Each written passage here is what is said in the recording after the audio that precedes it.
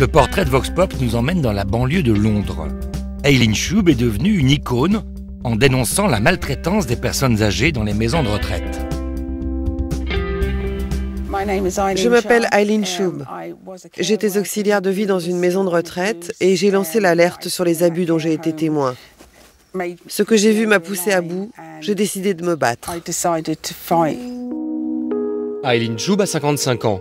Elle vit à Bromley, dans la banlieue sud de Londres. Elle est devenue une référence, le symbole de la lutte contre la maltraitance des personnes âgées.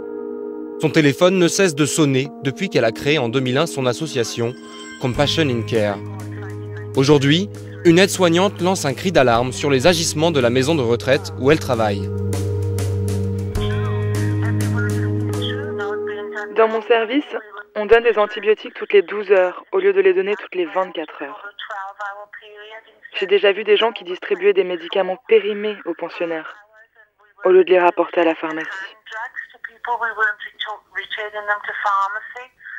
C'est une vraie guerre d'essayer d'arrêter les abus contre les personnes âgées. Il faut se battre tout le temps, bec et ongles.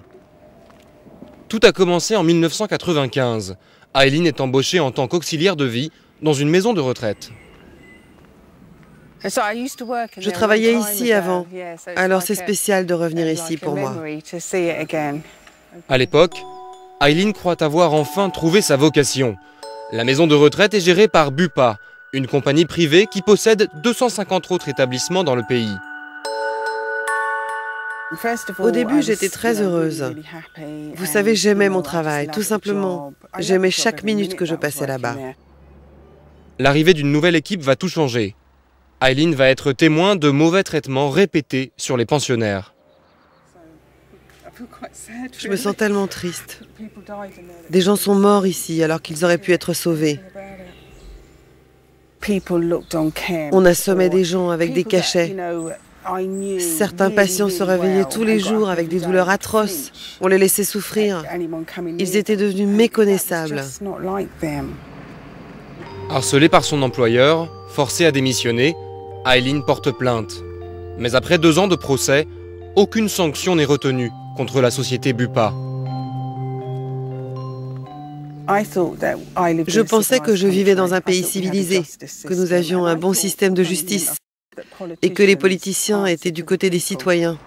Malgré les coups durs, Eileen ne baisse pas les bras. L'association qu'elle a créée après avoir perdu son procès est devenue un pilier pour des centaines d'anonymes. Plusieurs bénévoles viennent l'aider, comme son amie Stella. C'est une cause qui me tient à cœur, parce que ma mère était dans l'une de ces maisons. Et je suis sûre qu'elle a été maltraitée. Cela me rend encore triste. Et c'est à cause de ça que j'ai rencontré Eileen.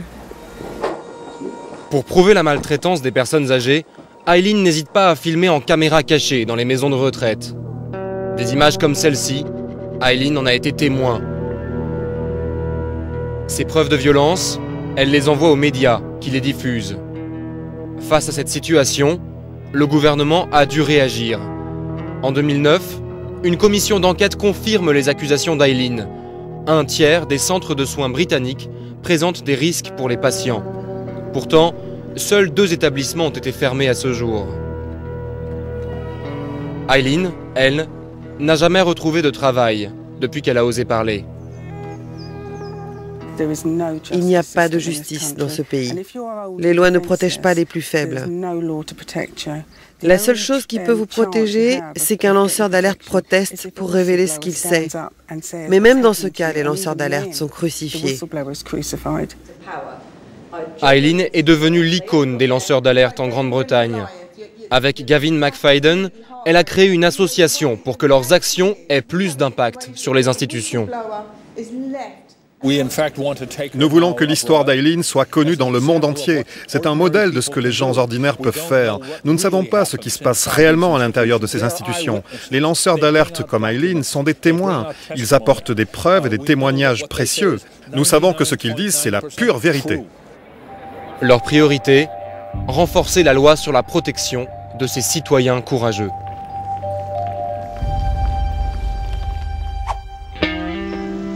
En Europe, seuls 4 pays, le Royaume-Uni, le Luxembourg, la Roumanie et la Slovénie, possèdent un cadre légal qui protège les lanceurs d'alerte. On est ici dans votre faculté. Pour Marie-Thérèse Tinfeld, spécialiste de la protection des données, il faut aller encore plus loin.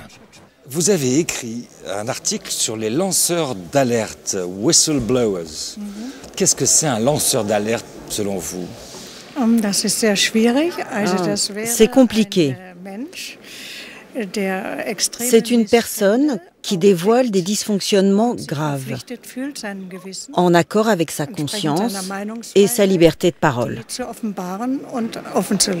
Et donc, il faut les protéger, ces gens-là. Oui.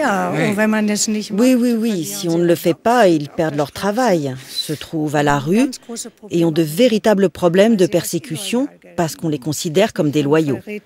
Ils ont trahi l'entreprise, divulgué des informations qui souvent ne sont pas vraiment des secrets. Ce sont des enjeux de pouvoir qui ne devraient pas être divulgués.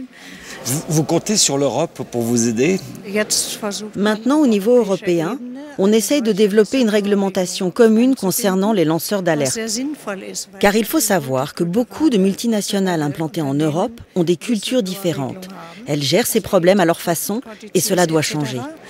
Aujourd'hui, il n'y a pas de règles communes et c'est un problème. Comment on peut les protéger? Quelle serait cette loi? On doit établir qui est le lanceur d'alerte, ce qu'il fait et être sûr qu'il dénonce de vrais dysfonctionnements, des faits avérés et donc qu'il n'affabule pas. Ensuite, s'il n'a pas la possibilité de s'adresser à un médiateur au sein de son entourage professionnel, il faut qu'il puisse s'adresser à un parlementaire. Marie-Thérèse, vielen Dank. Merci. Et bon courage. Merci. Des whistleblowers, des lanceurs d'alerte, il y en a partout en Europe, et c'est tant mieux. Reste que c'est très dangereux pour eux. On va faire un tour avec nos correspondants en Europe. Sans protection juridique, lancer l'alerte n'est pas sans conséquences.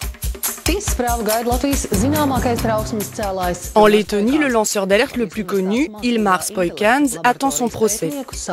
Ce chercheur au laboratoire de l'intelligence artificielle, surnommé NEO, va être jugé car il s'est battu pour la transparence.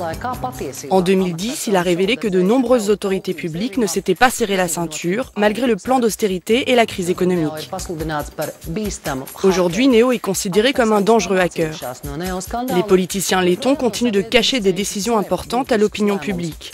Mais les salaires des principaux dirigeants sont maintenant publiés sur Internet tous les mois. Ilmar Spoikan pourrait écoper de 2 ans de prison. En France, les choses commencent à bouger. Olivier Thérondel, un employé de Tracfin, cet organisme anti-blanchiment rattaché au ministère de l'économie et des finances, a dénoncé sur son blog des lenteurs et des dysfonctionnements présumés dans le suivi de l'affaire Jérôme Cahuzac. Immédiatement, la cellule Tracfin a porté plainte contre ce lanceur d'alerte pour publication d'informations confidentielles avant de le licencier quelques mois plus tard. Et lors du procès qui s'est tenu en mars dernier, le parquet a requis 3 mois de prison avec sursis envers Olivier Thérondel. Si jusqu'à présent les lanceurs d'alerte n'étaient aucunement protégés, la législation française est en train d'évoluer.